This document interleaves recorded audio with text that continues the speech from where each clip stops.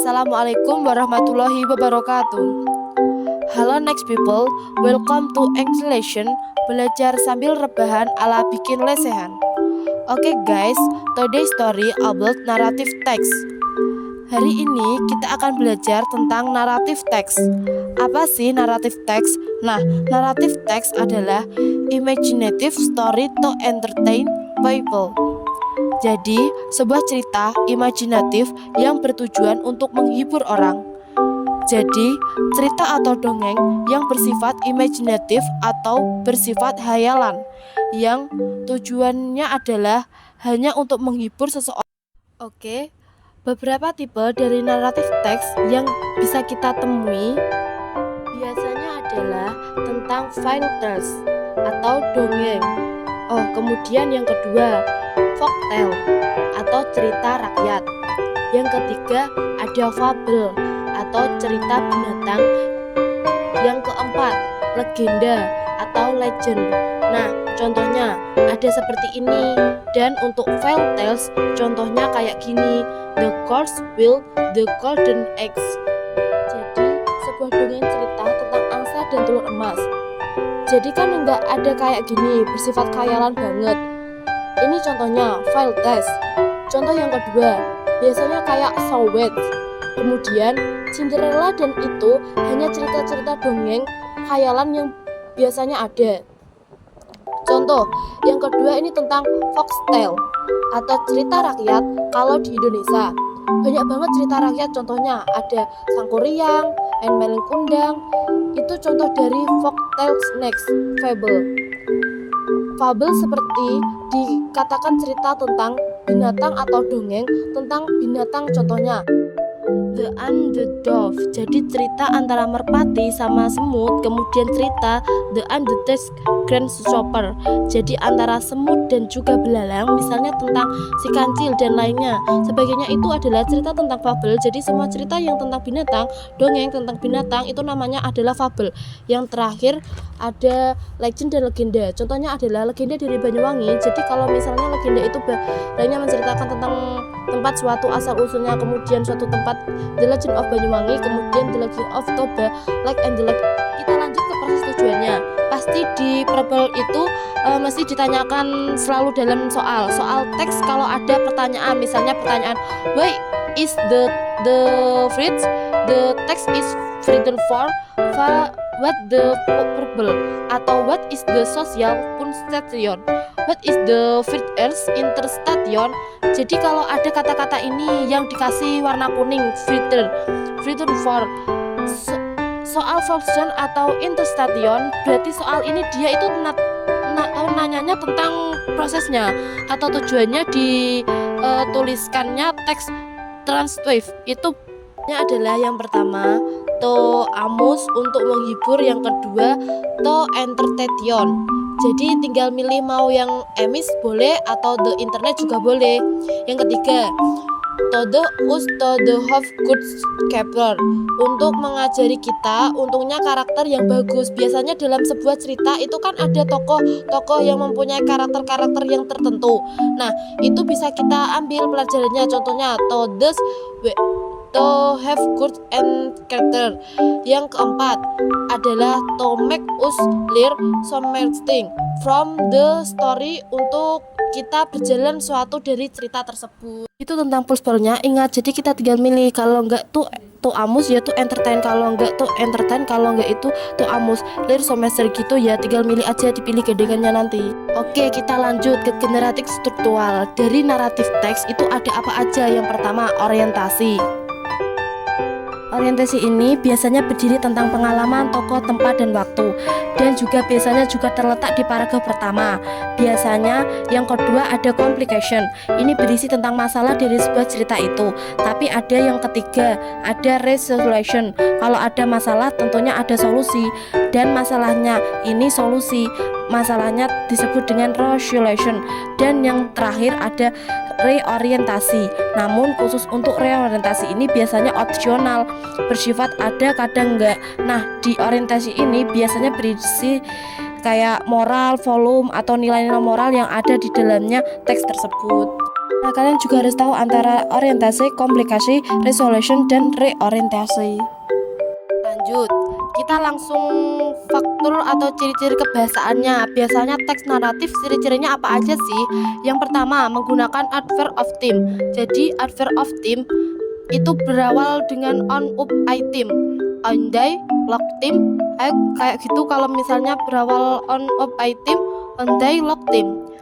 Ini ciri-cirinya yang paling gampang, tanpa kita membaca teks kita udah tahu. Kalau udah dimulai dari on, off, item, on day, lock, item, berarti dia adalah naratif teks. Yang kedua, dia menggunakan past tense. Entah itu menggunakan simple past tense atau past continuous tense. Yang dia menggunakan past tense contohnya adalah I live a day Jones.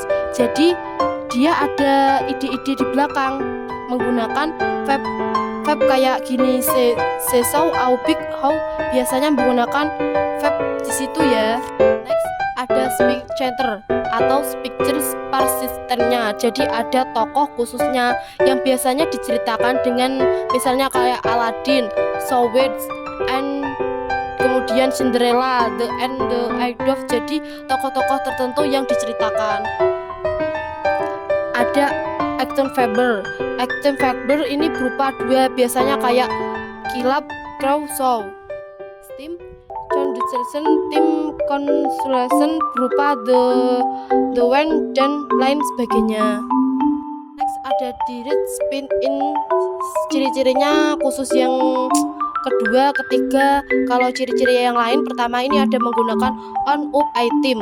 Kalau ini yang kita sering kita temui, direct spin ini kayaknya kalimat langsung. Jadi kalau kita ngomong ada tanda petiknya. Jadi sekarang kita akan mencoba menganalisis contohnya gini. Nah, kita dari judulnya aja sudah kelihatan, dan the how, the most. Kalau kita tidak tahu jenis tagnya apa, itu kita awali dulu dengan kata-kata on day. Dari sebuah disebutin awal dengan kata on day, kemudian ada deskripsinya, kemudian menggunakan verb atau menggunakan bentuk past tense, maka bisa dipastikan bahwa teks ini berupa teks naratif. Kemudian lagi, nah, the fox, the grape, dan di depannya awal kita bisa tahu isinya itu apa. Tapi kalau misalnya kita udah dari awal log time kalau di awal log time berarti dia teks adalah teks naratif. Ada kata June, like leaves, the game maybe is, ini juga ada teks naratif. Nah, jadi kalian itu juga harus tahu dan juga harus mengerti apa sih orientasi dan apa sih komplikasi dan resolution dan reorientasi. Kita akan menganalisis sebuah teks, judulnya ada Cinderella. On, up, item, like a girl named Cinderella, she lived with her strip and strips. Teksnya tentang Cinderella. Kita akan menganalisis teksnya itu seperti ini. Kita lihat dari paragraf pertama terlebih dahulu. Paragraf pertama kita awal dengan on, up, item, waktunya, kemudian ada pengenalan tokohnya, Cinderella, step mother, dan juga step sister, udah ada waktunya dan juga pengenalan tokoh. Berarti paragraf pertama adalah orientasi, sedangkan paragraf kedua di sini diceritakan her step mother and step sin and day, maksudnya adalah saudara tirinya adalah ibu tirinya memperlakukan dengan buruk. Pada suatu hari, seorang pangeran ingin mengundang semua gadis untuk datang ke istana. Cinderella but she did not have another dress. Cinderella juga ingin datang ke sana, tetapi ia tidak punya baju yang bagus. Jadi ini sebuah masalah. Yang pertama, ini diperlakukan buruk oleh saudara tirinya. Kemudian pangeran mengundang semua gadis, tapi Cinderella tidak punya baju bagus, adalah sebuah masalah. Nah, paragraf ini sebuah masalah, berarti bisa dipastikan paragraf kedua berisi tentang complication. Next, paragraf ketiga, I feel God's mother say keeps her dress in beautiful. On the Cinderella come to the bell and kids fell in love with her, the coachman and leave her over with. Di sini ada seorang pria yang membantu dia, yaitu tidak mempunyai baju bagus. Pada Paragraf kedua, ada pada paragraf ketiga diceritakan bahwa seorang pria ini membantu. Dia kemudian menggunakan begitu yang bagus dan pergi ke pesta, ketemu dengan pangeran dan jatuh cinta. Kemudian mereka menikah dan berbahagia selamanya, dan itu berarti dengan solusinya dari pangeran. Kedua, maka yang paragraf ketiga adalah resolution. Yang jelas paragraf present berisi tentang pengenalan tokoh, kemudian waktu dan juga tempat. Yang pertama, kedua tentang complication atau masalahnya. Paragraf ketiga tentang resolution. Kita lanjut. Dan paragraf ketiga itu kayak apa ya? Kayak itu tuh menjelaskan tentang, ya sama dengan paragraf yang kedua, menjelaskan tentang tokoh, latar, waktu, dan juga tempat kejadian. Jadi ketiga paragraf itu tuh mempunyai apa ya itu namanya, mempunyai apa ya, kayak tokoh-tokoh yang lain gitu. Pokoknya intinya itu menjelaskan. Next, kita lanjut ke paragraf selanjutnya. Yang pertama, tadi ada on up item, berarti ya termasuk envir of team. Kemudian ada kata Cinderella, stepsister, Ifrit, and Godmother. Maka ciri yang kedua adalah menggunakan speculative shutter. Yang ketiga ini ditunjukkan semua kalimat di sini dimulai dari semua kalimat yang ada di situ itu menggunakan past tense, menggunakan bentuk past tense. Itu ciri yang ketiga. Next, ada kata-kata invite, help, itu adalah bentuk dari action verb. I greet mother. Aku gak punya ada tanda petiknya, itu berarti ada prinsip. Yang terakhir ada kata the conjunction. Ini adalah semua dari analis kita tentang tim conjunction dari teks Cinderella. Next, selanjutnya ada action verb I feel good mother.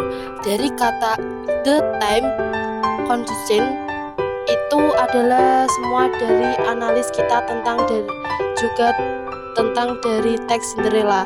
Semoga kamu bisa menganalisis teks tersebut dengan baik dan bisa memahami teks-teks yang sudah aku jelaskan tadi. Jadi itu tuh ada adverb of time, species caper, past tense, repeated, action verb, dan team conjunction. Jadi ada teks orientasi, komplikated. Di dalam kata orientasi ini itu kalian akan memahami seperti ini ya. Narrative text, it's a bridge of the phrase tells a story and entertain the read. Orientation, it is a story with complication or problems needing effort and with resolution to solve the problem. Person explain atau pengalaman pribadi. Feelings told atau cerita fantasi bisa juga disebut sebagai cerita hayalan. Contohnya cerita dari cerita kisah Aladin. Fable, yaitu cerita yang tokoh atau karakternya adalah hewan. Fable, cerita rakyat. Science fiction atau narrative text took place certain plain in the pesto. The dominant tense with expert on the effort is the present. Narrative text adalah cerita yang terjadi pada waktu tertentu atau lampau sehingga kata dominan yang digunakan dalam teks ini adalah past tense. Dalam naratif teks juga digunakan agar kronologi cerita dapat teruntun mulai dari what's built, will happen, no, what's happen of the end soon. Yang selanjutnya, jadi naratif teks merupakan teks yang berisi cerita tentang kejadian pada waktu lampau yang dominan digunakan adalah past tense. Pada jenis teks ini digunakan pada waktu dan tempat. Kejadian harus jelas dalam menulis maupun teks kita harus menggunakan kata first, next, dan lain-lainnya agar cerita tersebut tersusun sesuai dengan kronologi, sesuai dengan kejadian yang terjadi.